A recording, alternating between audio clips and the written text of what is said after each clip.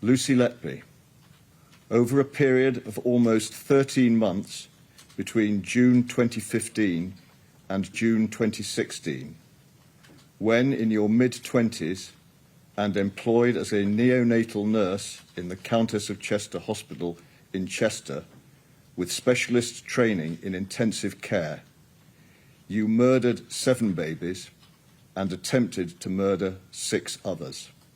In the case of one of them, trying on separate occasions 2 weeks apart to murder her. You are now to be sentenced for your crimes.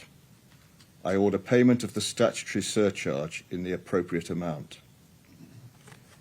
You acted in a way that was completely contrary to the normal human instincts of nurturing and caring for babies, and in gross breach of the trust that all citizens place in those who work in the medical and caring professions. The babies you harmed were born prematurely, and some were at risk of not surviving. But in each case, you deliberately harmed them, intending to kill them. In your evidence, you said that hurting a baby is completely against everything that being a nurse is, as indeed it should be. You also claimed you never did anything that was meant to hurt a baby, and only ever did your best to care for them. That was but one of the many lies you were found to have told in this case. There is no doubt that you are intelligent and outwardly were a very conscientious, hard-working, knowledgeable, confident and professional nurse, which enabled you repeatedly to harm babies on the unit without arousing suspicion for some time. You prided yourself in your competence. Your fellow neonatal nurses spoke very highly of you, and several of them became your close friends.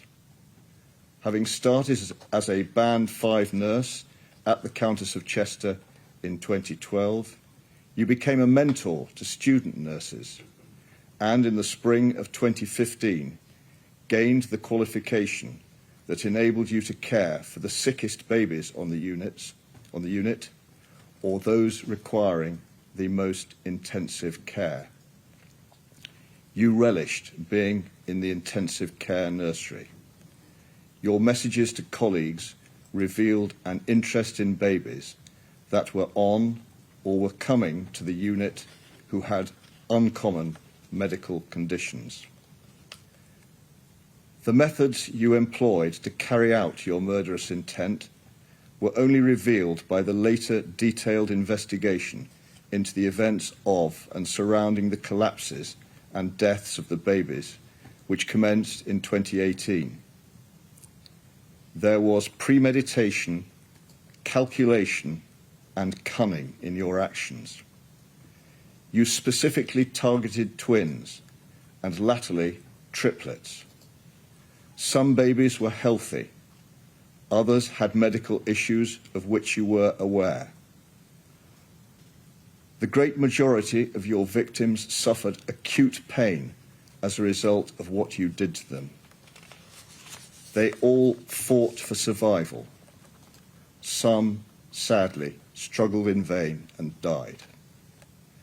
You used a number of different ways to try to kill them, thereby misleading clinicians into believing the collapses had or might have had a natural cause or were a consequence of a developing medical condition. You took opportunities to harm babies when staff were in breaks or away from babies. On some occasions, you falsified records to indicate there were signs of a deterioration before a collapse occurred.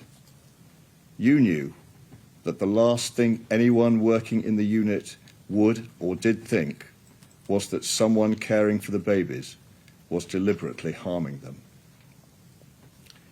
As the number of unexpected and unexplained collapses and deaths escalated, senior doctors started to think the unthinkable and consider the possibility that someone was, in fact, deliberately harming the babies, and you were identified as the common factor. Over a period of just under 13 months, you killed 7 fragile babies and attempted to kill 6 others. Some of your victims were only a day or a few days old. All were extremely vulnerable. They were in a hospital where others were striving to provide them with dedicated medical and nursing care. By their nature and number, such murders and attempted murders by a neonatal nurse entrusted to care for them are offences of very exceptional seriousness. The damaging impact of your actions on others working at that hospital, including those who numbered you as a friend, betraying their trust and creating upset and suspicion, as well as eroding confidence in clinicians and nurses generally, aggravates their seriousness. This was a cruel, calculated, and cynical campaign of child murder involving the smallest and most vulnerable of children, knowing that your actions were causing significant physical suffering and would cause untold mental suffering. You created situations so that collapses or causes of collapses would not be obvious or associated with you.